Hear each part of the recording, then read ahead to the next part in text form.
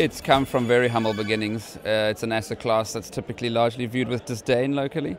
So we've had a lot to prove, but I think the sector's starting to grow. It's really accelerating.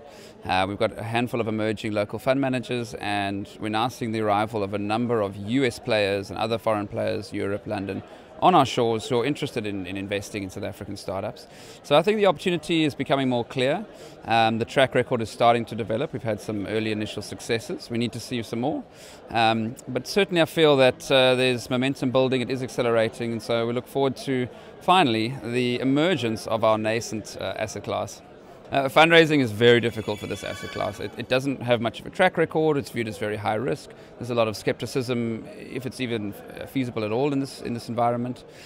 So I think certainly developing early success stories is going to be critical. I definitely don't think it's going to come from the classic sources in terms of funding. So you're not going to find institutions like pension funds interested in backing VC.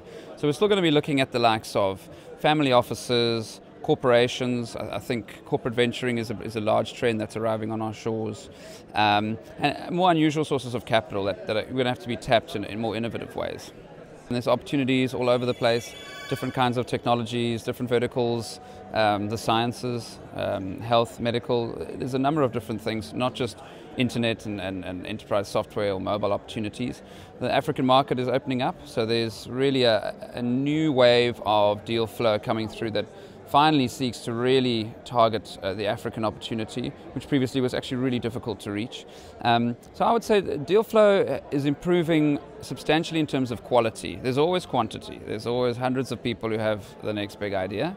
The issue is quality, and I think both the caliber of the entrepreneurs and the founders, which is really a major key in our space, as well as the actual plays themselves that they're looking to execute, are certainly increasing in quality at an accelerating rate. It's not easy. You have to work hard. You have to cultivate those opportunities. You need to spend a few years in advance of an exit to actually develop those leads and find those opportunities.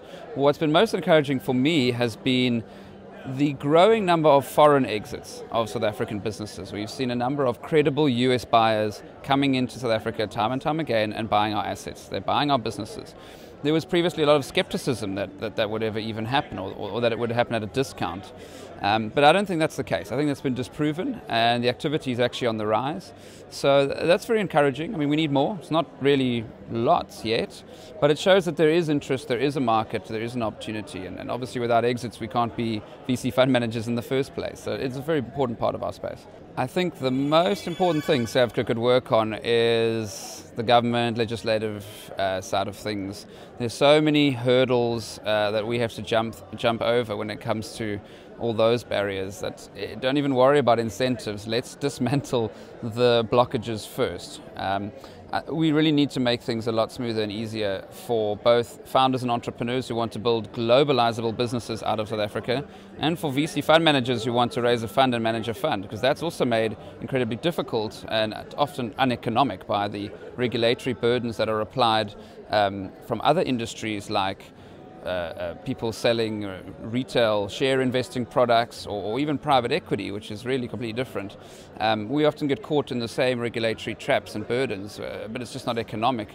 And a lot of people just get chased away from the business without even starting.